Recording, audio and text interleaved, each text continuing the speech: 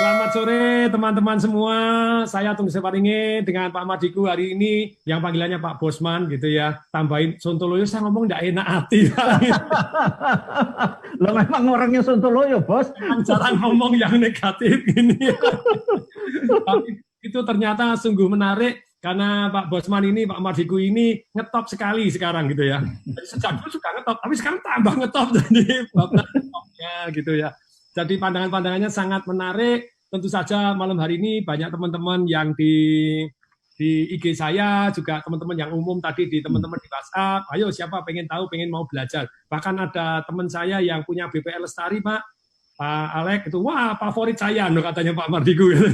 Itu favorit. Oke, nah dalam kesempatan ini teman-teman, nah saya mau share juga, mau tanya kepada Pak Mardigu, jadi situasi tentang ekonomi saat ini serta geopolitik itu seperti apa? Saya nulis di buku Financial Revolution begitu ya, bahwa secara ekonomi itu kalau sudah on the right track, selama tidak ada perubahan ekonomi yang sangat-sangat dramatis atau perubahan politik yang sangat dramatis, mestinya akan ekonomi saya going well. Betul, sampai sekarang masih going well. Terjadi badai ini pun ya tentu saja sedikit banyak mengurangi income, tetapi secara aset alokasi masih tetap lumayan aman begitu ya. Tapi secara politik ini ada mau perang nih antara dengan Amerika, terus perang dagangnya sudah saya antisipasi, tapi ternyata malah kenanya bukan karena perang dagang, karena badai corona. Iya. Yang seru ini.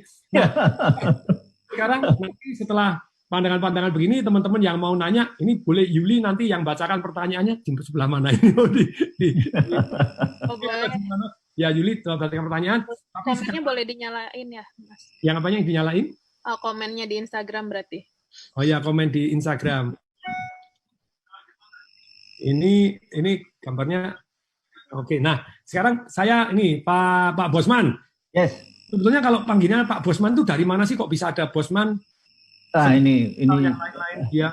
Cerita panjang nih. Yang terima kasih Pak Tung udah diundang di acaranya Pak Tung, dan saya terhormat sekali ya bisa lewat udara ini ya. Padahal kita ini tadi waktu diskusi awal adalah generasi kolonial yang lebih seneng vibrasi itu kalau berjumpa langsung gitu. Betul. Vibrasi itu apa ya? Generasi kolonial tuh ketemu itu kayak apa ya? Kayak hal yang wajib gitu ya.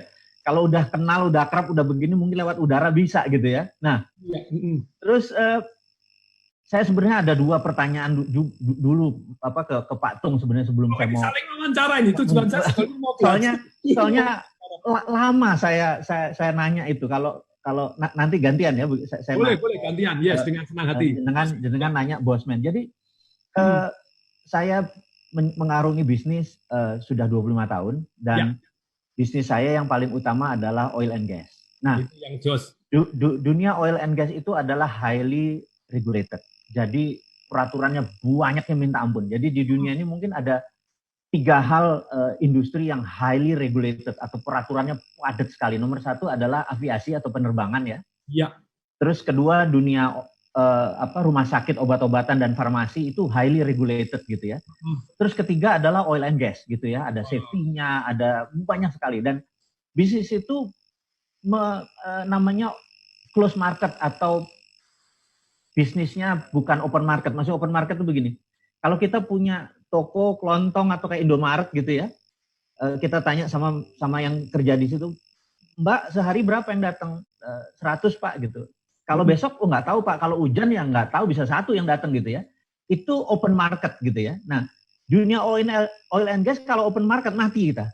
Jadi kita itu close market, tertutup gitu. Nah, bisnis inilah yang saya geluti selama 25 tahun, dan karena highly regulated itulah kita harus thick face black heart. Jadi agak nggak enak nih ngomongnya karena ngapunten ini. Jadi muka kita tuh harus hati hitam, bener nggak? Muka tembok gitu ya. Muka tebel hati hitam. Itu bukunya itu Ninju itu. karena kita kalau mereka make mistake itu langsung pecat gitu ya. Kita kayak nggak ada kayak gimana ya? Karena terlalu berbahaya. Dia membahayakan dirinya dan membahayakan bahkan parkir di kantor aja atau parkir ini kepalanya itu kan harus keluar ya, karena itu standar HSE-nya, standar keselamatan kerjanya. Nah, sementara iya, kalau ada apa-apa, ada api, ada ledakan itu bisa langsung keluar. Dan hal-hal seperti itu ngapunten, kita harus tangan besi, nggak bisa memotivasi gitu. Ayo, nggak bisa. Besok Jalan. mati itu orang, nggak bisa. Nah, Nggak jalan tembak. karena kita berada di dunia yang strict terhadap peraturan keselamatan kerja dan lain sebagainya, sehingga saya benar-benar dibilang asshole, Pak. Jadi ya bosman ini mah memang sadis gitu ya. Nah, dari dulu jadi kata-kata itu. Jadi kalau berteman dengan saya, mungkin saya orangnya seru. Tapi kalau atasan bawahan jangan coba-coba deh gitu ya. Oh, itu karena memang yang dipanggil bosman terus belakangnya ditambahi S tadi itu. Nah, itu lain lagi kalau itu ceritanya. Nah, ini yang saya pengen tanya. Jadi ada yang menarik, Pak. Dengan punya nama itu kan Tung Desem, Pak. Iya. Saya pengen nanya itu dari mana, Pak? Nama itu unik loh, Pak. Gak ada yang sama loh, Pak. Coba Pak ceritain, Pak. Dulu orang tuanya. Ya kalau jadi sejak saya lahir itu 22 Desember 67, orang tua saya tuh memang marganya Tung gitu ya. Jadi Tung terus kemudian Desem Waringin. Jadi saya lahirnya di 22 Desember. Oh, oke. Tung Desem terus Waringin itu didoakan sama orang tua saya supaya bisa ngayomi begitu ya. Supaya beringin. Tanya ya membawa damai, membawa adem gitu. Itu kejawab saya. Itu orang tua itu ya. Keren. Jadi saya belum terjawab kok bisa bosman terus kemudian Sontoloyo. Nah, itu kalau itu panjang. Jadi kita cerita sedikit. Jadi otak saya dari dulu memang kritis ya. Koslet mungkin dibilangnya. Nah, ini mungkin terminologinya lebih ke dunia Muslim, tapi kalau teman-teman saya tahu di sini ada yang Nasrani, ada yang Muslim segala macam. Tapi karena pertanyaan Pak Tung, saya mencoba menjawab. Jadi ceritanya waktu kecil masih 10 tahun, Pak. Pak D saya, Mbah saya itu kiai kampung. Jadi bukan kiai gede yang punya pesantren, enggak, kiai kampung gitu ya. Nah, suatu hari waktu saya umur 10 tahun, Pak D saya ini lagi ceramah gitu ya di kampung gitu ceramah. Bagaimana kita itu harus mengikuti perilaku Nabi Rasulullah gitu ya. Nah, lalu ada sebuah cerita, Pak. Ini cerita di dunia Muslim nih mungkin hafal teman-teman, di mana suatu hari istrinya Nabi Muhammad yang namanya Aisyah itu salah memberi gula, jadi rasanya asin karena dia membelinya garam, gitu ya. Ya. Tapi sama Rasulullah tidak dimarahi. Ini perilaku Rasulullah adalah dia panggil istrinya, dia bilang coba ini diminum, begitu diminum rasanya asin. Oh, dia salah. Jadi tidak ditegur tapi dikasih contoh sehingga dia betulin lagi. Perilaku itu sangat bagus karena dia memberikan sampel, tidak memarahi tapi memberikan contoh. Nah, tapi sebagai anak 10 tahun, 11 tahun, saya merasa waktu itu saya berdiri, tangan saya berdiri gitu ya. Pak Tung bayangin, semua orang lagi duduk, tahu-tahu ada anak kecil berdiri, kan Pak Tung biasa lagi ngajar atau lagi motivasi, terus ada orang berdiri tangannya ini kan lama-lama sepet juga matanya. Pak D saya bilang, opo kowe gitu ya, nanya ada apa gitu. Terus saya bilang, ngapunten Pak D, opo? Kayaknya nggak mungkin salah deh. Karena zaman dulu, zaman Rasulullah, itu kan 1500 tahun yang lalu, garam itu putih, tapi gula itu aren merah. Kalau gula rafinasi itu baru ada abad 17, jadi nggak mungkin salah, itu salah hadisnya gitu. Nah, sangat kritis. Pak D saya bilang, Sontoloyo kowe ya gitu. Nah, itu asal Sontoloyo di label di saya, dan terus dalam kehidupan saya sering mempertanyakan hal-hal seperti itu sampai saya kuliah, sampai saya ini dosen, guru, temen. Sekarang negara aja saya challenge gitu ya. Nggak iso nih gitu. Nah, kan kesontoloyan itu konstan, tapi bagi saya ini bukan hal yang negatif kok. Ini Sontoloyo kan di kampung saya artinya angon bebek, Pak. Nggak ada yang salah dengan kata-kata itu. Baru tahu saya, Sontoloyo angon bebek. Artinya kalau tukang angon bebek itu Sontoloyo namanya. Jadi bukan negatif nama itu. Nah, jadi inilah cerita singkat. Jadi saya memang sangat kritis terhadap pertanyaan dalam perjalanan kehidupan saya sangat kritis, termasuk di dalam memodel bisnis gitu ya. Saya punya the other side of coin, dia ngelihat itu gitu. Nah mungkin Pak Tung nanti bisa membedah lebih dalam. Ya, kalau bosman-nya tadi karena memang jadi bos di bidang oil and gas, terpaksa dipanggil bos. Nah, kalau men tadi? Nggak tahu anak-anak manggilnya bosman emang. Memang dalam kehidupan saya pernah membahas Pak tentang buku Take Fish and Black Heart. Ya. Waktu karir saya pertama kali jadi pembicara satu panggung dengan Gede Parma. Gede Parma membahas bukunya atau memimpin dengan hati. Saya sebagai panelisnya membahas Take Fish and Black Heart. Sebetulnya kesimpulannya tergantung memang timing dan saatnya. Ya, geri. Kalau Anda take fish and black heart terus di dalam keluarga Anda juga parah. Kalau di dalam perusahaan yang dimana kita butuh tadi, tidak ada waktunya jadi tidak bisa demokratis. Orang lain mau demokratis tapi dia maunya memang mau ngerusak, ya tidak bisa. Terus waktunya sangat pepet, kita yang sementara ini paling tahu dan kritis ambil tanggung jawab. Tidak mau jalan, tembak kepala kamu, udah selesai. Tidak jalan, mati bareng ini gitu ya. Memang demokrasi tidak jalan, Pak, gitu ya. Betul. Jadi tergantung level dari orangnya, pengetahuannya sama itikat baiknya gitu ya. Kalau pengetahuannya kurang, nggak ada itikat, tembak udah mau jalan. Tapi memang supaya setelah itu dijelasin gitu ya. Ya, saya setuju banget. Itu benar, Pak. Jadi mungkin di kepala 20 behavior mengelola tuh begini, di 30 begini Pak, 50 sekarang nggak mau Pak, di kepala 5 saya wes ikut aja gitu. Jadi itu pun berubah gitu ya, behavior kita berubah. Sekarang pokoknya low hanging fruit, pokoknya gantung cepet petik keluar gitu ya. Dulu wah mau kelola manage panjang, udah umur 20 boleh Pak. Jadi misalnya umur katakanlah umur kepala 5 bangun hotel, ini contoh aja ngapunten ya. Kita bangun hotel, kita cari tanah dulu, kemudian kita mendesain, membuat izin itu hampir 1,5 tahun, terus cari financial closing-nya 6 bulan, hampir 2 tahun, bangun 2 tahun, 4 tahun, kemudian jalan 5 tahun. Itu 10 tahun kapan punya Ferrari-nya Pak, gitu loh. Kapan baliknya, utang terus. Kapan baliknya gitu. Terus di tengah-tengah kena corona gitu kan, cepet bos, gitu. Nah, kalau kepala 20, kepala 30, properti jangka panjang saya masih mau. Sekarang saya bilang, enggak lah, saya bilang gitu. Itu beda, behavior beda, manajemen beda, ngelihat pasar beda gitu ya. Dan jadi saya selalu grow. Jadi saya bilang, ini kita mau ngomong di usia berapa nih? Di usia saya dengan Pak Tung yang udah di atas kepala 5, berbeda dengan yang memotivasi anak-anak yang kepala 20-30, benar nggak? Betul. Disesuaikan dengan waktunya gitu ya. Ya gitu. Kalau ya itu jadi ya saya pikir terima kasih karena hari ini dengan Bapak ini saya pasti akan nyedot banyak ilmu nih. Wah, saya juga sedot. Tadi kan saya WA-nya saya mau gali dan mau ya ini makanya sampai di Instagram saya kan saya cerita bahwa dalam kehidupan ini ya manusia itu sebetulnya hidup boleh Anda mencari kebenaran, tetapi kebenaran itu sudut pandangnya relatif dan tergantung konteksnya. Tadi tergantung waktunya juga. Betul kan ya? Nah, kebenaran ada 3 versi, Pak. Ya. Ada versi saya, versi Anda, sama versi kebenaran yang hakiki. Ya, sometimes kita dan versi hakikinya sudut pandangnya sebelah mana ya? Atau nggak kelar-kelar. Bisa benar-benar semua. Makanya sebetulnya alangkah baiknya hidup boleh Anda cari benar, tapi alangkah baiknya Anda hidup tuh belajar gitu dengan belajar. Problemnya apa? Karena kebenaran tuh sebetulnya ada yang hakiki tapi sudut pandang kita tidak mencapai gitu ya, wisdom kita tidak. Problemnya kalau kita sudah merasa menemukan kebenaran, kita sudah jadi tidak mau dengerin orang lain, tidak mau belajar, merasa tersadonya. Ini ketemu orang bijak ya begini nih. Orang belajar Pak, orang belajar.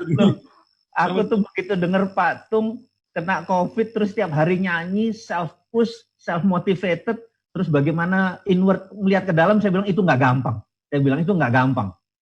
Ada banyak orang bilang, Anda harus inward looking, semangat, push diri sendiri ya ke dalam, self-push gitu ya, self-push. Saya bilang nggak gampang, saya bilang gitu. Waktu Pak Tung lakukan, saya bilang itu walk the talk. Orang yang melakukan apa yang dia katakan gitu ya. Nggak gampang Pak di dunia ini. Mungkin saya nggak bisa kayak gitu. Memang saya melo juga gitu, begitu kena ya, meratap juga. Memang kalau saya kan sampai ngomong, orang yang positive thinking, kalau sudah jalanin, Anda kena masker oksigen, nggak bisa bernapas, tubuh menggigil, dingin, nggak tahan gitu, ayo positive thinking. Ya. Itu challenge. Makanya saya bilang, wah Anda luar biasa, saya bilang kayak gitu. Karena COVID kita tahu datanya ya, bahwa nyesek di dada, panas sampai 40 derajat. Bapak udah di sana, saya bilang, dan Anda dari dalam, push dari dalam gitu ya. Selain kita percaya ya pasti Tuhan di depan kita motivasinya gitu ya. Tapi self push nggak gampang loh gitu. Makanya saya bilang itu rumusnya apa Pak? Karena self push itu ada dua, positive feeling sama positive thinking. Saya yakin positive thinking Bapak bisa memotivasi diri. Saya bisa, tapi positive feeling yang membuat dari hati penuh rilis, lepas, bahagia, percaya, nggak gampang loh Pak. Minta ajarin saya Pak. Saya beruntungnya itu kan belajar dari Anthony Robbins. Jadi kita percaya bahwa our emotion is created by our motion. Jadi sumber emosi kita 4, dan saya praktekkan ternyata sungguh-sungguh merubah saya. Gerakan termasuk nafas. Ketika saya dikasih masker, saya bernapas ala Wim Hof, WIM-HOF, nanti boleh diset Pak. Itu memang imun sistemnya naik, kadar oksigen saya mendadak jadi tinggi. Jadi pada waktu dites itu, dokternya sampai bilang, ini biasanya orang kalau kena COVID, nggak bisa bernapas, tetap kadar normal itu 80 sampai 108. Kalau di AGD, analisa gas darah diambil di arteri, itu biasanya orang di bawah 60, di bawah 50. Terus CO2-nya di atas 50%. Tubuhnya menuju ke arah namanya asam 7,35 normal, begitu 7,1 bablas orangnya mati, itu belum sampai asam sudah. Nah, saya pada waktu malam itu, waduh panik, ada panik attack loh Pak. Nggak bisa wah itu panik attack loh itu kan udah bisa bernapas coba. Kalau Anda pecah gitu nggak bisa napas, panik nggak? Panik. Kalau langsung paniknya gini, tapi kalau paniknya dikit-dikit, wah itu bisa panik attack. Terus kemudian dikasih masker oksigen, saya melakukan pernapasan di bawah, itu langsung kalem. Ternyata memang meditate dengan our emotion is created by our motion. Setuju. Langsung kalem, tenang. Di tes analisa gas darah, kadar oksigen saya Pak normal 80 sampai 108, saya 158 Pak. Kok bisa? Nah dokternya juga gitu.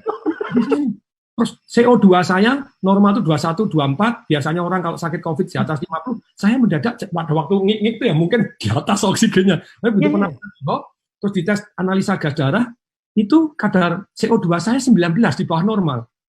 Alkalinya, saya alkali normal 7,35, saya 7,5 sekian, jadi lebih alkali. Langsung basah aja. Langsung basah, dokternya heran. Setelah dokternya heran, terus saya disuruh tetap pakai masker oksigen. Saya bilang, loh, ya, tadi kritis. Dokter, orang saya kelebihan oksigen kok dikasih masker oksigen. Wah ini, loh, enggak, itu kan tetap membalance supaya CO-nya naik. Gitu. Kita enggak mempermasalahkan oksigennya.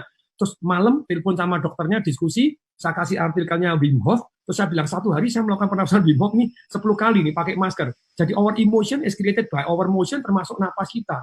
Dan begitu saya mendapatkan oksigen, saya langsung calm down, dan saya langsung relax.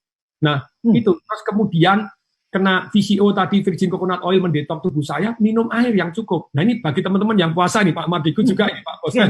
Jadi orang puasa, itu kan saya baru aja baca buku yang judulnya Solve for Happy. Itu Moghadat, Mogawdat, itu Chief Business Officer dari Google. Kaya raya. Itu anaknya meninggal pas bulan Ramadan begini, anak orang umur 21. Makanya dia sedih sekali, terus dia mencari rumus itu bahagia. Tapi anaknya meninggal itu karena dia lagi puasa, terus kemudian kan besok mau operasi usus buntu. Dokternya bilang harus puasa lagi, jadi puasa 24 jam tidak makan, tidak minum, kemudian disuntik besok itu tidak bisa kena. Jadi luput 1 mili, orangnya meninggal. Nah, saya mengalami diambil sampai 7 kali tidak berhasil karena kurang minum. Jadi saya tidak pernah sakit, diinfus, pada waktu diinfus saya merasa tidak perlu minum. Nah karena tidak perlu minum, terus kemudian diambil darah sampai melentong besar, sini tidak bisa, sini tidak bisa, sini. Jadi ternyata kurang air putih. Kurang air. Jadi kalau Anda puasa tetap minum pada waktu malam hari itu tadi, please minum 30 cc kali kilogram berat badan Anda. Misalnya Pak Bosman ini beratnya berapa? 75. 75 kali 30. Jadi kalau kali 30, 200, anggap 220 lah gitu. Ya, 2 liter. Ya, 2 liter lebih. Jadi kalau 80 dibuatin aja 2,4 liter. Begitu 2,4 liter, ya wajib minum 2,4 liter. Dalam 24 jam? Ya, dalam 24 jam nih. Kalau puasa kan enggak boleh ya, berarti malam harinya dijatah. Itu membuat tubuh kita jadi fresh. Nah, saya enggak minum, jamnya enggak bisa. Saya merasa demam itu salah satunya karena saya enggak minum. Oh, jadi kayak mobil aja dikasih radiator, dikasih... Iya, jadi adem. Adem. Oke. Coba tes ya. Ketika Anda panas, itu sampai saya punya bukunya. Bukunya dari Iran, Pak. Itu namanya F. Batman Helit. Batman, B-A-R, Batman, pakai G, H-E-L-I-D-J. Helit. Itu dokternya sah Iran mau dihukum mati karena dianggap dokternya sah Iran, tapi sama ini 2 tahun dia di penjara, dia meneliti. Ternyata orang itu kurang air. Jadi sakit itu obatnya air dulu pertama kali. Kalau nggak percaya misalnya Anda demam tinggi ya, langsung minum air hangat. Itu cesplong banget. Minum air 250-300 ml, terus langsung selesai minum air, Anda kan keringetan toh. Sudah langsung turun setengah derajat. Oke. Menarik. Jadi ada dua pengalaman Bapak yang menarik. Nomor satu, air di dalam tubuh kita nggak boleh kurang. Ya. Kemudian nomor dua adalah mengatur pernafasan. Itu ternyata emosi dan oksigen naik itu menyembuhkan, mungkin bukan COVID aja, semua penyakit bisa sembuh ini. Termasuk Kopassusnya Amerika itu ya, kalau saya salah karena nggak ngikutin militer. Nah itu air, kalau panik attack lah ya langsung nggak lulus kamu. Iya. Karena cuma lubangnya kecil dulu, tahan lama-lamaan gitu ya. Iya. Diajarin napas itu, lulusnya banyak. Yang nggak napas itu panik attack di dalam. Iya. Dan Pak Tung waktu itu melakukan berapa hari, Pak? Saya sebetulnya tiap hari sudah melakukan, tetapi pada waktu pada waktu malam itu kan tidak melakukan. Jadi tanggal 1 April jam 3 pagi itu sudah menggigil, terus kena panic attack, mulai melakukan gitu ya. Udah di rumah sakit? Sudah di rumah sakit. Sebelumnya sudah melakukan terus baik-baik saja, makanya saya cenderung saya enggak batuk kok. Orang bilang batuk, orang sesak napas aku enggak kok. Tapi ketika orang minum bablas. Berikutnya tadi diajarin oleh Anthony Robbins kan 4. Our emotion is created by our motion. Yang kedua adalah tergantung fokus kita. Nah, saya bilang fokus saya salah. Kalau di WA group kan banyak yang iseng ngirimin berita negatif. Setuju. Nah, makanya saya berita itu saya matiin, terus kemudian apa yang saya lakukan, saya membuat jadi fokus kepada lawak. Jadi di searching lawak, nonton Cak Lontong, nonton stand up comedy, saya gantiin Cak Lontong bisa sekarang saking apa lawakannya gitu. Yang menarik setelah fokusnya kita ubah kepada hal yang positif, kan gerakannya juga toh. Nah, ini tergantung keyakinan. Nah, keyakinan kita kalau Anda kena mati sungguhan. Tapi saya yakini, enggak, saya dikasih Tuhan sakit ini pertama karena kepingin disembuhkan pertama supaya motivasi orang yang lain. Jadi belum baca sudah meyakini kelihatannya dikasih sakit ini supaya sembuh, supaya bisa nyemangatin orang lain. Yang keempat, kata-kata kita. Jadi gerakan, kemudian fokus, kemudian keyakinan, kemudian kata-kata. Nah, dari kata-kata ini, kata-kata itu, pilihan kata, itu cuma 7% dari emosi. 38% karena nadanya, 55% karena gerakannya. Makanya saya nyanyi itu, gembira ria, hati yang gembira adalah obat yang manjur, amin. Dan itu saya voice note kepada orang banyak-banyaknya. Nyanyi-nyanyi, begitu kita gembira seperti itu, susah khawatir. Memang kalau fokus kita ke emosi kita yang gembira, susah khawatir. Kalau khawatir, susah gembira. Tapi banyak orang nakut-nakutin supaya orang takut boleh karena membuat kita waspada, kan gitu ya. Kalau sudah kena, jangan takut, bablas. Setuju. Keren. Ini harus dapat aplaus dulu nih. Keren. Ini sekarang Mas Bosman, saya gantian yang nanya ini gitu ya. Saya melihat pandangan-pandangan ini seringkali kritis dan jadi iya benar juga ya. Gini. Nah, pertanyaan saya nih, situasi ekonomi sekarang dan geopolitik ini seperti apa? Terus kira-kira harus melakukan apa kita ini gitu ya? Oke, jadi gini, ini menarik nih. Saya harus menceritakan dulu bahwa saya ini adalah introvert. Saya sebenarnya bicara di kamera.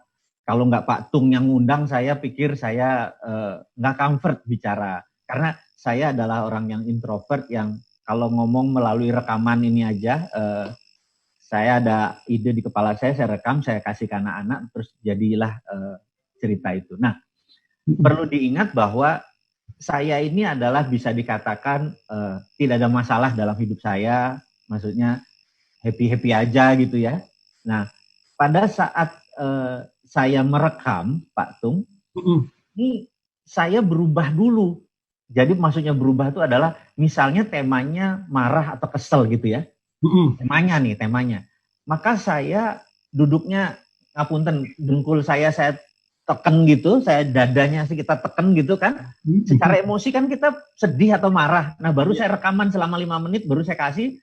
Habis itu kadang-kadang saya suka bilang, kepala saya pusing ya, karena saya menjadi orang lain. Gitu. Nah, pas denger itu, bikin emosi ya gitu ya kira-kira ya. kalau banyak orang secara konten bisa, seperti tadi Pak Tung bilang, 7% itu banyak orang bisa mengisi kontennya.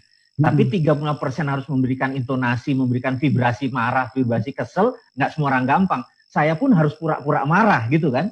Dengan mempengaruhi gerakan tadi. Nah, sehingga waktu nonton videonya lebih move. Nah, kenapa saya membuat video seperti ini? Sebenarnya ini hanya keinginan saya merasa bahwa sejak tahun 98 di Indonesia itu tidak ada lagi pelajaran tentang Pancasila, bernegara. Sementara bernegara itu ada 7 pilar, yaitu IPOLEK SOSBUD HANKAM, ideologi, politik, sosial, budaya, ekonomi, pertahanan dan keamanan. Nah, saat ini di Indonesia sejak 2002, hampir 20 tahun, itu lebih ke politik, apa-apa politik gitu ya. Sementara kalau di negara seperti Jepang gitu ya, Perdana Menterinya bisa setahun ganti 3 kali, menterinya ganti, ekonominya jalan biasa. Nah, saya merasa harus ada faktor pendewasaan dari teman-teman yang, karena dulu pelajaran dulu ada PMP, ada P4 penataran gitu ya. Nah, zamannya kita ada nih Pak. Nah, anak-anak sekarang Pak 20 tahun itu nggak ada gitu. Jadi bernegaranya mereka nggak ada. Terus lagi pejabatnya. Pejabat dulu zamannya Pak Harto ikut Lemhanas dulu baru jadi sekolah calon menteri lah gitu. Padahal yang masuk Lemhanas 10 orang 100 orang yang jadi menteri juga cuma 1. Tapi Lemhanas itu penting karena di situ selama 9 bulan diajari tentang apa itu nation threat, apa itu nation interest, apa itu survival of the nation. Yang membuat impact negara kita utuh ini kan keberagaman kita, kesadaran kita seperti itu. Nah, saya merasa kok nggak ada yang bicara. Terus banyak sekali pejabat-pejabat yang malah tidak ngerti apa itu Lemhanas atau pertahanan negara. Nah, darah saya pikir saya berkontribusi bagaimana kalau sementara anak-anak sekarang kan menggunakan media sosial, menggunakan YouTube. Saya pikir ya udah saya lewat udara saja. Jadi ini sebenarnya tidak ada niatan saya adalah pebisnis, saya orientasinya adalah profit gitu ya. Terus kalau ada lebih ya baru kita berbagi gitu ya. Nah, business as usual. Tapi pancingan kita untuk membangun negara ini. Nah, oke. Terus dari mana ilmunya saya itu? Kebetulan dulu memang sekian tahun saya berada di lembaga yang memang ngurusi begituan. Saya nggak enak jelasinnya di udara nih. Jadi memang setiap hari Rabu saya adalah Spider-Man. Setiap Senin di luar hari Rabu saya adalah Peter Parker gitu ya. Jadi kayak punya split personality gitu. Jadi pada saat hari Rabu inilah saya benar-benar mendedicate hidup saya untuk negara. Jadi saya ngerti sekali, saya buku, ketemu beberapa orang, dan saya 4 tahun adalah staf khusus Menteri Pertahanan. Itu cerita panjang, hanya cerita panjang. Nah, yang saya maksud kembali lagi, jadi pengetahuan tadi akan geopolitik, geoekonomi, dan geostrategi, artinya gini, geoekonomi adalah kekuatan geografi bangsa Indonesia untuk keuntungan ekonomi. Geopolitik adalah kekuatan geografi untuk keunggulan politik kita. Nah, dua itu distrategikan. Nah, jadi ini hubungannya sama kekuatan kita akan kekuatan geografi kita. Nah, Indonesia ini unik. Jadi geografi kita one of the best gitu. Karena ada 6 misalnya di dunia ini selat, major strait namanya, selat utama, major strait karena dilalui banyak kapal. Nah, 6 itu ada terusan Suez, terusan Panama gitu ya. Tapi 4 itu berada di Indonesia gitu. Nah, karena Selat Malaka, kalau mau lewat situ harus ya. Iya kan, Selat Sunda, Selat Makassar, dan Selat Sumbawa. Ini adalah major strait. Bisa dibayangin, di utara Indonesia itu ada negara besar seperti Hong Kong. Kota-kotanya saya sebutin aja, Hong Kong, Shenzhen, Guangdong, Taiwan, Seoul, Jepang. Itu adalah negara produsen. 20%-nya pergi ke Amerika Utara, 80%-nya ke Afrika, Asia Barat, dan Eropa, pasti lewat Selat Malaka. Dan di Selat Malaka itu ada 100.000 mother vessel yang gede-gede, di mana 80%-nya milik China. Dan ini menjadi sangat penting sekali, dan kita saat ini tidak mendapatkan benefit dari kekuatan geografi kita tadi, tidak merupakan kekuatan. Nah, ini saya merasa kok ngene ngelola negara gitu kan. Padahal kalau kita ambil pajak, sambil contoh ini ngapunten nih, kita ngayal aja ya. Kalau goods atau materialnya yang lewat Indonesia itu 1 tahun adalah $2 triliun, 2.000 billion. Kalau kita pajakin aja 1%, pajak itu adalah untuk bersihin, karena kan dia buang tai lah, buang minyak lah di laut kita, majekin untuk safety dan 1% aja, itu 200 billion. Bener nggak? Dan ya oke lah, kalau kita sendirian nanti Amerika marah, Tiongkoknya marah. Ya udah, 20% buat Amerika, 20% buat China, kita 60 yuk kita gabung buat konsorsium sebagai security di sini untuk insurance dan lain sebagainya. Itu cukup untuk bayar APBN. Nah, kayak gini ini saya merasa tertantang, maksudnya untuk mengingatkan siapapun yang menjadi presiden, siapapun yang menjadi pengelola negara ini potensi-potensinya. Jadi kalau ekonomi kita ini, kalau lihat dari secara global, kita sebenarnya nggak pernah kalah gitu. Kalau ngerti geopolitik dan geostrategi, saya ngerti mereka nggak sadar seperti, bila kalian nggak pernah ikut Lemhanas gitu. Saya pikir ya udah, saya ngomong lewat udara ngingeti. Jadi ngapunten, belum jawab pertanyaan jenengan ini tentang ekonomi saat ini gitu ya. Mudah-mudahan geopolitik saat ini yang tantangannya dengan Tiongkok ini lagi ancaman-ancaman ini. Nanti kita mulai ngerucut ini ngomong serang aja enggak apa-apa. Kita mulai ngerucut ke dalam ya, ke dalam. Jadi kita ada 2 hal yang saat ini yang kita lihat adalah, satu adalah namanya nation interest. Jadi China, Tiongkok ingin negaranya hidup 1000 tahun lagi. Setuju ya?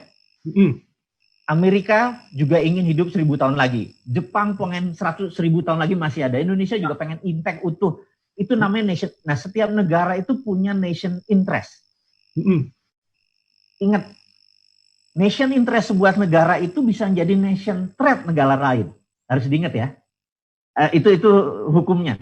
Jadi demi Romawi dulu besar, dia mencaplok negara-negara kecil di sekelilingnya untuk ngasih makan Roma. Jadi nation interest dia merupakan nation threat negara lain.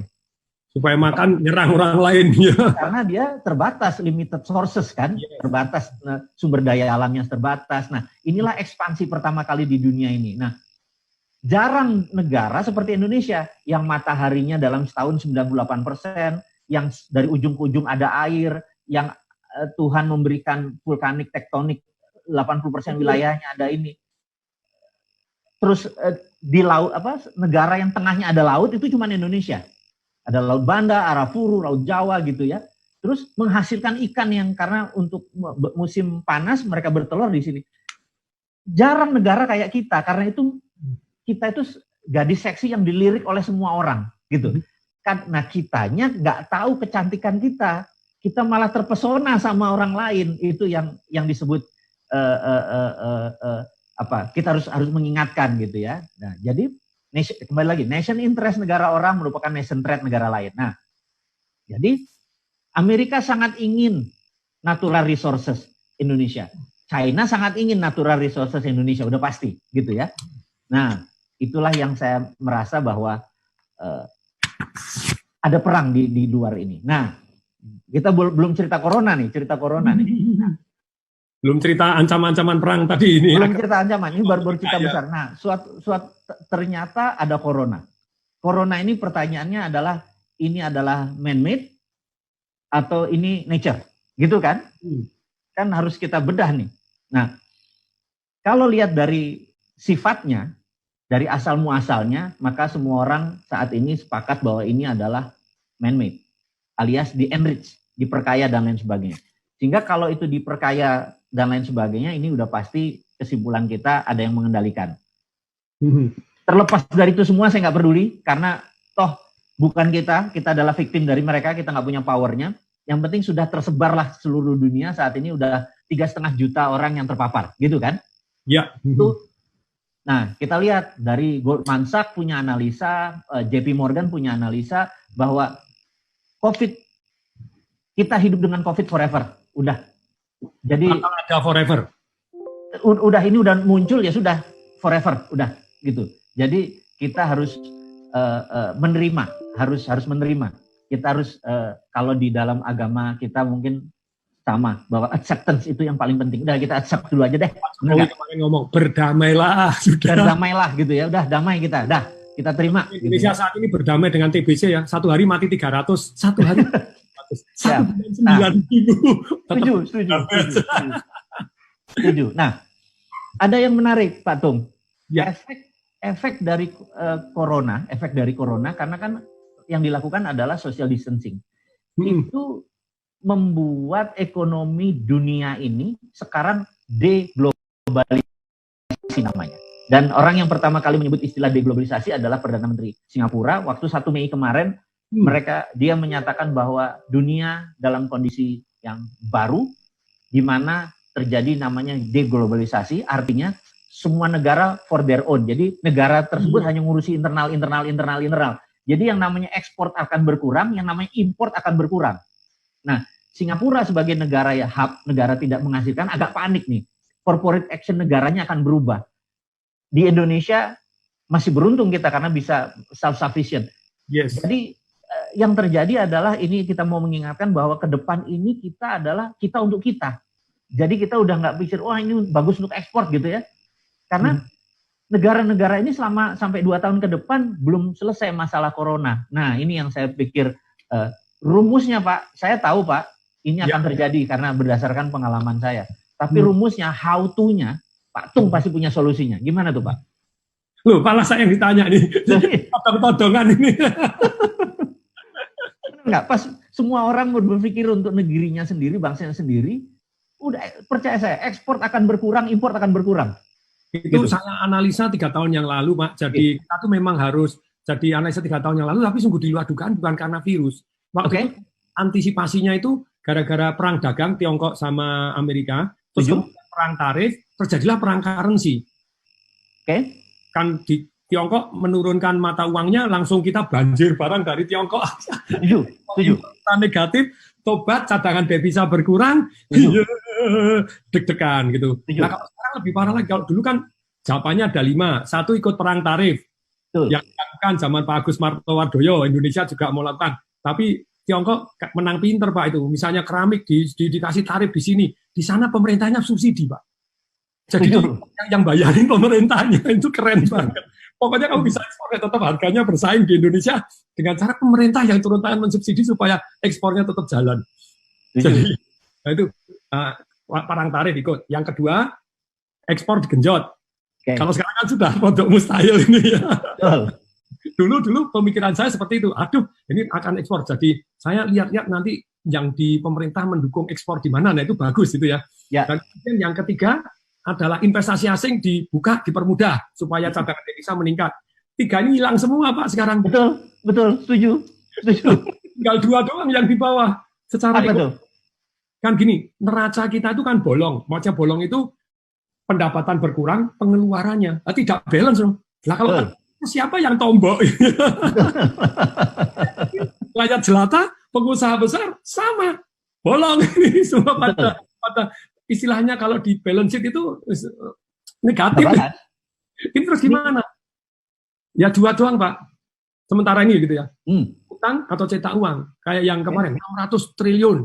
Nah terus kemudian Pak Peri Warjio itu kakak kelas saya di SMA 3 Pak. Jadi Dewan Penasihat Alumni Semaga. Oh tidak bisa. Kita lebih baik menerbitkan surat utang aja. Dari pandangan saya, kalau surat utang juga itu akan menambal, tetapi uang beredar tetap nambah. Ya.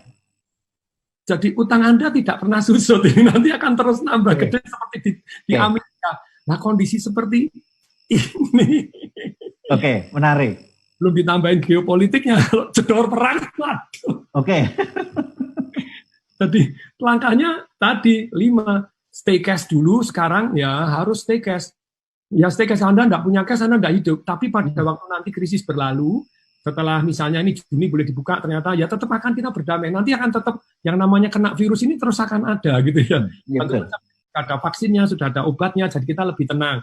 Walaupun nanti yang kebal juga terhadap seperti TBC kan ada yang kebal, orang nggak peduli, mati loh itu TBC. Betul. Tapi kembali lagi, cash nomor 1 King, yang kedua adalah yang namanya nanti pada waktu itu kena uang yang dicetak banyak ataupun utang kita tambah banyak, otomatis uang beredar banyak, berarti pada saatnya nanti cash is stress. Cash adalah jadi sampah. Mas very bull itu untuk ini jadi. Betul. Nah, ini saat ini tuh kalau secara ekonomi ya kita tukar kepada namanya aset yang namanya distress. Orang-orang yang stres asetnya, perusahaan-perusahaan yang stres. Ya tadi Pak Mardigu, Pak Bosman ngomong begini, aku wis bangun ini sudah, udah masanya gini, beli jual ya saatnya ini gitu. Kemarin saya ngobrol dengan Pak Haritanu, terus kemudian ngobrol dengan Mas Sandiaga Uno. Nah itu mereka sukses itu kan memang tahun 97-98 bumi gonjang-ganjing, mereka switch menjadi maklar. Nah ini loh, tidak perlu duit banyak sekali, jadi maklar. Dia bilang, saya kan dapat sukses fee kalau Pak Haritanu. Kalau Pak Sandiaga Uno terang-terangan, dia ngomong, saya kan dapat 20% tanpa modal. Lu kok bisa 20% tanpa modal? Modalnya nanti tetap saya bayar, tapi bayarnya pada waktu laku. Pada waktu untung. Nah, untung kan saya yang gini, pertama 20, bisa 30, bisa 40, bisa 51%, bahkan yang lain cuma saya bayar kalau gantian modalnya sih. Jadi bisa 100%. Nah, itu membuat kekayaannya dia meledak luar biasa. Memang zamannya sekarang, ya istilahnya mau jadi maklar kecil atau maklar raksasa gitu ya. Yang kedua ini adalah kita tukar cash kita menjadi aset yang distress. Yang misalnya properti, kemarin Kompas tanya ke saya, Kompas bagian properti gimana? Sekarang ini indahnya properti. Lu kok bisa? Betul. Selalu indah karena selalu ada yang dijual diskon. Tapi kali ini diskonnya lebih banyak. Dan lebih banyak jumlah penduduk di ini. Nah ini kalau ini namanya apa ya? Jumlah penduduk itu demografi ya. Yes. Jumlah penduduk menurut Boston Consulting, Indonesia tahun 2013 sampai 2020 ini peak naik 68,7 juta orang kaya baru, maksudnya sekolah, kemudian sekarang kerja, kemudian mulai menikah, mulai butuh properti. Saya melihat properti ini very good, Pak. Betul. Namanya jalan, infrastruktur jadi. Bandara jadi. Terus kemudian jadi infrastruktur sudah jadi, jumlah penduduknya naik, terus kemudian uang beredar nambah, sekarang diskon. Api tenan. Setuju. Dan saya stay cash, Pak, sudah sejak 3 tahun yang lalu. Saya jual hotel Kartika Graha di Malang. Saya jual Star Hotel saya yang di Semarang. Saya jual stay cash. Ini apartemen sudah stay cash. Nah sekarang mulai berburu properti. 50-60% nanti pada waktu hari H naik 2 kali minimal, karena 2 kali cuma balik pulih. Setuju. Nah, jadi ini yang kedua. Jadi distress aset ini bisa perusahaan, bisa satu yang namanya properti. Yang ketiga tetap ada emas dan perak. Dan saya di rumah sakit dapat duit ember-emberan, Pak. gara-gara perhatian terhadap perak. Zaman Nabi Muhammad dulu 1 gram emas sama dengan 10 gram perak. Sekarang 1 gram emas pada waktu saya di rumah sakit 124 gram perak. Emasnya legit, peraknya waktu itu sempat anjlok dulu. Pantas sempat bagus nih, dibanting dulu akan disapu nih sama orang-orang kuno pernah disapu. Padahal dibanting, saya ikut sapu, Pak, di bawah. Jadi sekarang naik gini, sudah untung ember-emberan. Bandarnya menyerah, Pak. Jadi bandar itu kan yang nerima tuh, karena perak termasuk jarang. Jadi bandarnya saya beli nggak boleh sekarang. Saya kirimin, boleh. Pak Tung, gini loh Pak Tung, saya ini nggak bisa ngelempar gitu. Kalau saya nggak bisa ngelempar, nanti kalau naik tinggi aku nggak bisa bayar Pak Tung. Gitu. Jadi, paham. Beliau yang lain, ya sudah tobat. Ngeri lihat pergerakannya. Nah ini untuk paham. Jadi emas dan perak saya tidak spekulasi. Kalau spekulasi kan orang semua di emas dan perak. Kita melakukan aset alokasi, 7,5%, 10% silahkan. Nah kemudian yang keempat itu kita punya bisnis-bisnis yang istilahnya real money, Pak. Real money itu yang anti krisis. Itu saya belajar dari Om Lim sama Pak Motaryadi. Kalau Om Lim itu satu hari duit dipotong, dia duitnya dimasukkan sungai. Saya baca biografinya, kemudian dia nangis. Ternyata kaya itu bukan banyak duit ya. Kaya itu banyak aset yang menghasilkan duit. Ya. Makanya kan saya masuk Indosemen, Indomie, Indofood, terus tepung terigu masuk ke paling bawah. Nah, makanya ketika 2 tahun yang lalu saya mulai buka laundry, Pak. Itu teman-teman yang di properti, ini kurang kerjaan ini. Duit receh dikerjain gitu. Iya. Tapi ternyata begitu dia harus mecat karyawan yang bagus malah tidak dipecat, malah mengundurkan diri. Kenapa kok kamu mengundurkan diri? Oh, saya buka laundry. Loh, laundrynya siapa? Itu partnernya Bapak itu lumayan loh, Pak. Saya gaji di sini 15 juta, buka 2 laundry. 1 bulan 50 juta Pak, jadi keluar. Dan saya 2 tahun buka 90 laundry Pak. Sampai sekarang PSBB pun masih bertahan karena bertahan. Boleh buka dan kebutuhan, dan apalagi kita iklannya kena antivirus itu jadi. Setuju. Nah ini yang keempat itu adalah basic business yang bertahan. Saya meneliti di tahun 1947 sampai 2018, laundry di Amerika itu nambah terus sampai 300.000, tidak pernah turun walaupun ekonomi naik turun. Berarti ini kan dibutuhkan. Nah ketika dibutuhkan, saya masuk di sini itu lumayan membantu cash flow saya nih. Bantu THR-an ini, yang lain nggak boleh THR-an, saya masih ngasih THR plus 1 Mei sudah THR. Setuju.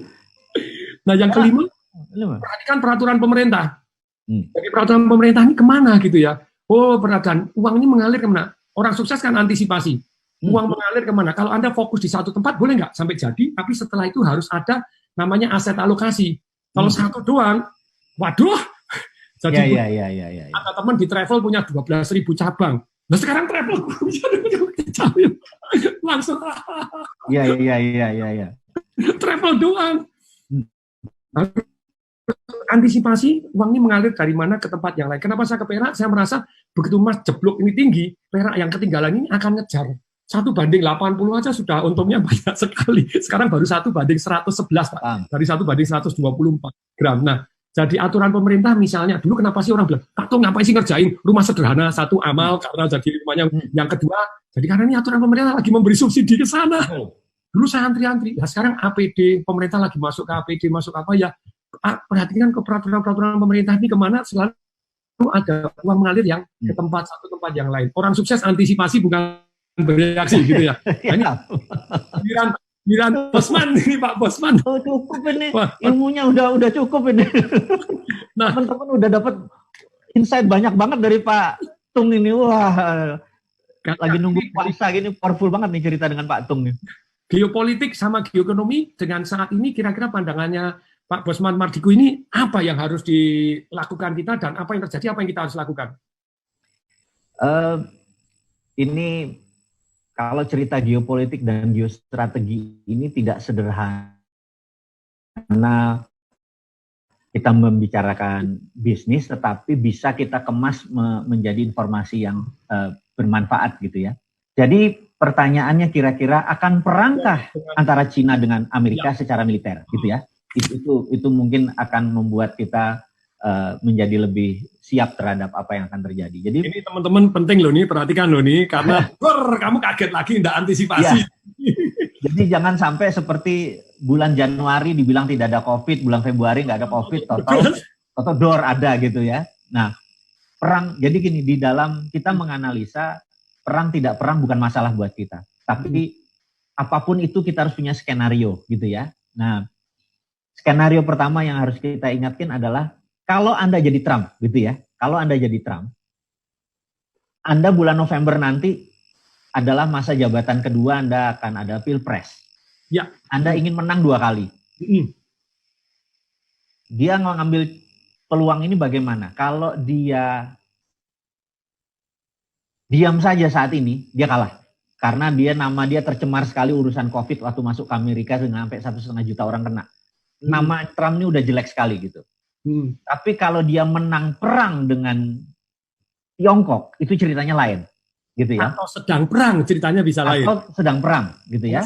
Perang itu cenderung pertahanan, dia akan dipertahankan, itu sejarah ya, selalu. Nah, FDR, Franklin Delano Roosevelt, dulu menjadi presiden Amerika 3 kali, karena waktu itu Perang Dunia Kedua. 3,5 kali, Pak. Ya, 3,5 kali, karena dia kondisinya perang. Jadi dia menyatakan perang demi dia jadi presiden lebih lama. Itu trik pertama. Terus yang kedua, kita tahu di Amerika wilayah Laut Cina Selatan adalah di Seventh Fleet, armada ke-7. Sekarang Amerika ini sombong sekali. Di Twitter nanti saya kasih ke Pak Tung, dia open source. Dia ngasih tahu di mana kapalnya, di mana apapun dia open source. Jadi memang dia show force, emang pamer. Pamer. Ya, ini saya sampai heran.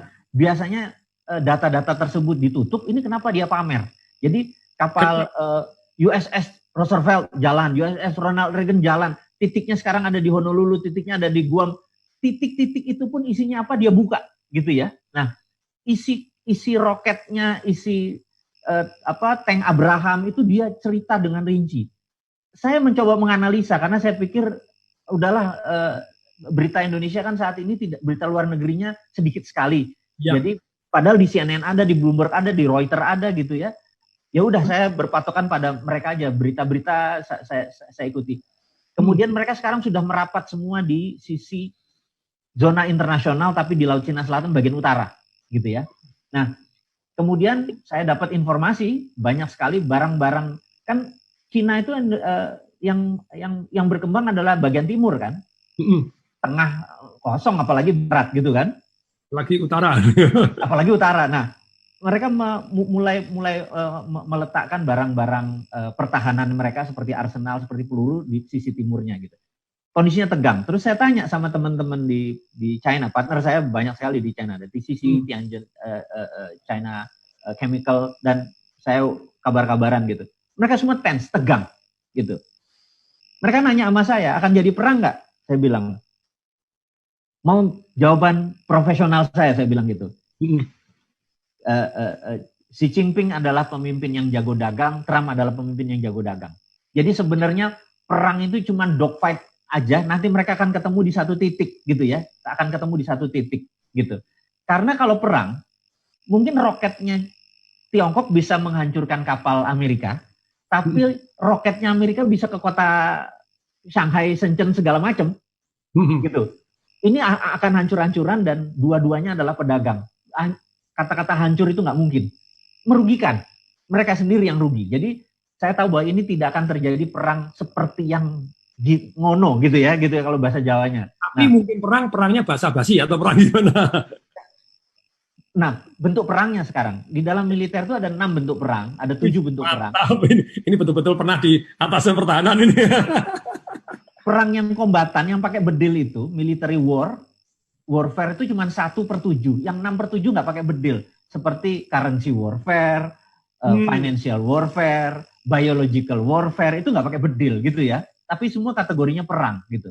Nah, karena itu di dalam ekonomi di Indonesia saat ini, sejak 2017 begitu Trump menjadi presiden Amerika, Trump menggunakan strategi yaitu menggunakan trade war. Kemudian ada China di counter dengan currency war gitu ya. Kemudian COVID diduga adalah biological warfare. Jadi diduga dulu ya, apapun yang terjadi itu adalah war. Nah, karena itu saya pernah mengingatkan melalui video saya bahwa ada 3 macam ekonomi. Ekonomi at normal condition, ekonomi at crisis, dan terakhir ekonomi at war. Oke. Bentar, ini ada gangguan. Halo, apakah bisa nyambung lagi? Teman-teman yang masih mendengarkan, ini ekonomi normal, ekonomi krisis, dan ekonomi pada waktu perang itu seperti apa? Mantap ini. Yes, mantap. Yuli, apakah dengar? Dengar, Patung. Ya, Pak Bosman, Pak Mardigu, apakah dengar? Kelihatannya terputus. Ya, terputus. Lagi hot-hotnya loh itu ya.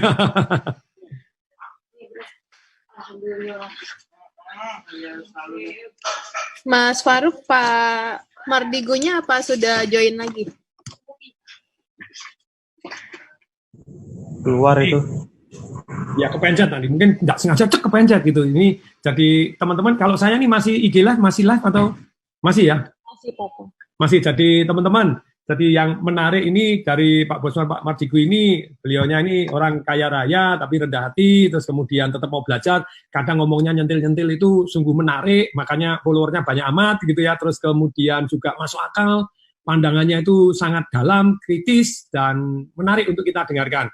Seperti tadi bahwa perang itu bukan hanya satu, tapi perang itu boleh dikata ada 7 begitu yang tadi sempat catat, military war, terus kemudian currency war, terus perang dagang, ada biological war, gitu ya. Nanti ada beberapa lagi nanti kita tanya. Kalau sedangkan secara ekonomi itu sendiri ya ada ekonomi yang normal, ada yang krisis, kemudian juga ekonomi pada saat perang. Nah ini Pak Bosman sudah tampil kembali. Ayo.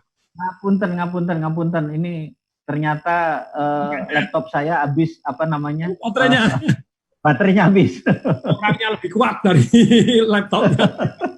Udah, oke. Kita lanjutin sedikit ya. Jadi yang tadi kan ada 7 perang kalau boleh Pak. Satu kan baru saya catat 4 ini Pak. Kalau masih bisa dilengkapin, kalau masih ingat nggak apa-apa nanti. Jadi perang militer, kemudian perang currency, perang trade war, perang dagang, kemudian biological war, kemudian masih ada 3 lagi. Kira-kira perang apa Pak ini? Ini nanti kita harus disimpan Pak. Kita kayak gini-gini jangan boleh. Jangan, nanti supaya ada sesi berikutnya supaya biar penasaran. Kalau gitu ekonomi tadi Pak, sekarang melanjutkan ekonomi normal, krisis dan ekonomi perang itu apa bedanya dan kita harus bagaimana? Kuncinya kan balik-balik ngomong besar, kita harus gimana nih? Woi, siap-siap woi, antisipasi. Nah, ekonomi pada saat normal seperti tadi kita bilang ada boom, ada bust gitu ya. Ya, itu kita tahu teorinya. Boom pada saat apa yang kita sentuh jadi emas, bust yang ngapunten apa yang kita sentuh jadi tai gitu ya. Nah, tapi pada saat ekonomi normal, pada saat boom dia kendalikan dengan tight money policy, ditarik sedikit. Nanti kalau lagi bust dia kasih quantitative easing naik lagi. Itu bisa disetel. Itu ada ekonominya, fiskalnya, moneternya bisa disetel. Ekonomi berjalan seperti biasa. Nah, ekonomi at crisis itu persis saat tahun 98, tahun 2008 itu ekonomi dunia dalam keadaan krisis. Jadi strateginya berbeda. Apakah yang mau kita kasih stimulus ini adalah sektor produksi atau yang kita mau kasih stimulus ini adalah sektor demand, gitu ya? Itu jadi contohnya misalnya di tahun 1929 Amerika krisis sampai 39 itu Great Depression oleh Amerika, maka gurunya adalah John Maynard Keynes. Dia create demand, jadi dia kasih orang dikasih uang karena sektor produksinya kuat. Jadi karena sektor produksinya kuat, demand yang kurang, makanya yang dikucurkan dana adalah demand. Nah, di Indonesia ini kalau printing money, yang mati ini bukan demand, yang mati saat ini sektor produksi nih. Jadi kalau kita banjir uang di BLT, di demand, supply-nya tidak ada, kita impor. Nah, itu yang menyebabkan inflasi. Jadi sekarang tidak sederhana untuk menstimulus. Jadi sekali lagi, jadi tadi normal, kemudian krisis tadi ada 2, yang krisis itu adalah sektor demand-nya, atau yang krisis adalah sektor produksinya, gitu ya. Nah, mungkin nggak dua-duanya. Apalagi dua-dua. Nah, kalau economic at war, dua-duanya Pak, supply-nya amblas, demand-nya amblas. Nah, karena jadi sekarang ini kita kategorinya bukan ekonomi at normal, bukan ekonomi krisis, ini namanya economic at war. Economic at war itu ambruk semua. Gitu. Ini yang harus, ini berbeda strateginya karena ambruk semua gitu. Nah, sekarang tinggal kita lihat efek. Kalau cuma 2 bulan, 3 bulan efek tadi, kita mungkin cuma 20-30% aja terpengaruh. Tapi kalau ini panjang sampai 2 tahun, sampai 1,5 tahun, maka ini bergeraknya lebih susah. Nah, economic at war. Nah, economic at war, semua negara akan melakukan hal yang namanya tadi deglobalisasi. Mereka memikir dalamnya saja. Nah, ini yang saya harapkan pemerintah. Saya kasih contoh siapa economic at war. Nomor 1 adalah Jerman. Di tahun 1918 Jerman kalah perang. Setuju ya? 1918. Jerman kalah perang dunia pertama. Terus yang dilakukan oleh Jerman adalah printing money untuk membanjiri sektor produksi. Dia menciptakan senjata, permesinan, alat berat. Jadi sektornya produksi. Jadi dia pouring money-nya bukan ke